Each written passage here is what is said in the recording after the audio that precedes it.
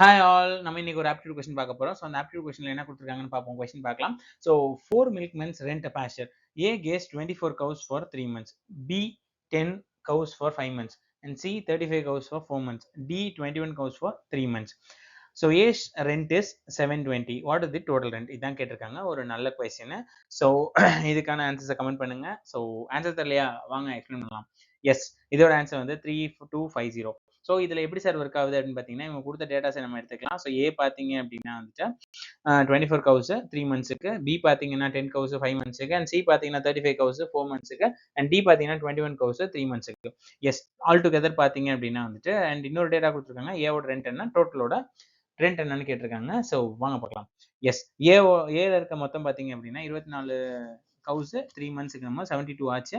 B அதே மாதிரி 50, C அதே மாதிரி 140, அண்ட் டி அதே மாதிரி 72. ஸோ டோட்டலாக பார்த்தீங்கன்னா 325 டைம்ஸ் வந்துட்டு கேஸ் பண்ணியிருக்கு. ஸோ வந்து மேஞ்சிருக்கு அப்படின்றாங்க.